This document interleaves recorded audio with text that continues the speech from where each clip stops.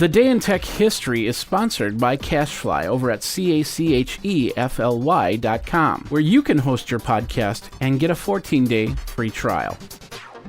Jeffrey Powers here. I welcome you to the Day in Tech History, a full rundown of technology history 7 days a week. Subscribe to the show via iTunes, Stitcher, or download right from dayintechhistory.com.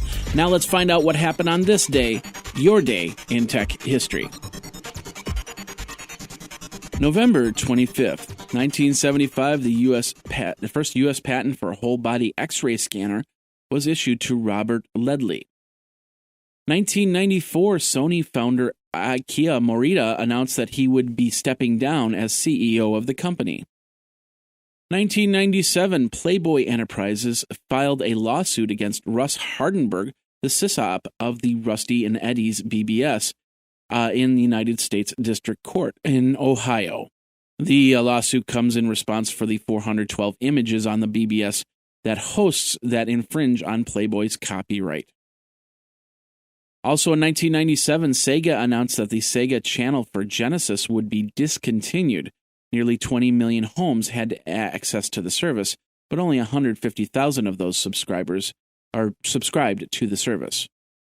And Toshiba announced that it would be discontinuing the Infinia line and pulling out of the consumer desktop computer market.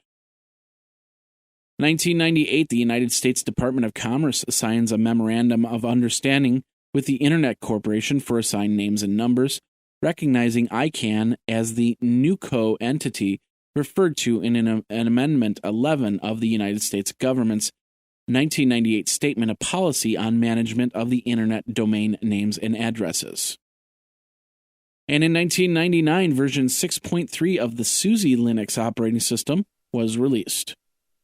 If you love the Day in Tech History, then I encourage you to join my Patreon movement over at patreon.com/geekazine. Your contribution keeps the lights on and more Day in Tech History episodes available. Pledge as little as $1 a month or $12 a year for 365 days of podcasts. Add to that all the content from geekazine.com, morninggeeks.com, and other shows that I produce. That's over at patreon.com/geekazine. Now let's get back into your day in tech history. 2002, Roxio acquired all the assets of Napster and rebranded the service as Napster 2.0, using the same widely recognized logo on an entirely new service. Also in 2002, version 7.0 of the Intel C++ compiler was released. 2004, DVD John Lech Johansson, released a proof-of-concept program that allowed Linux users to play video encoded with Microsoft's proprietary WMV9 codec using the VLC media player.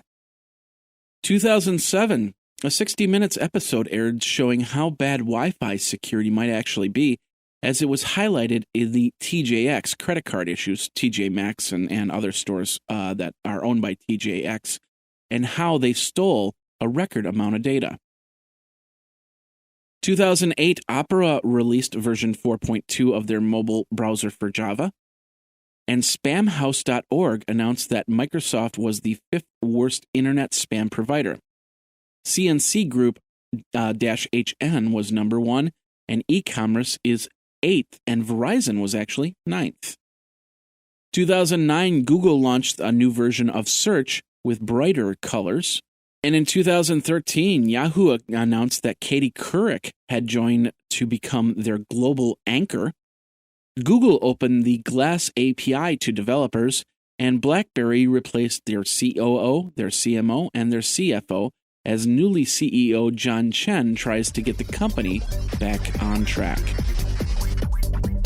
And that's your Day in Tech History. My name is Jeffrey Powers, www.dayintechhistory.com.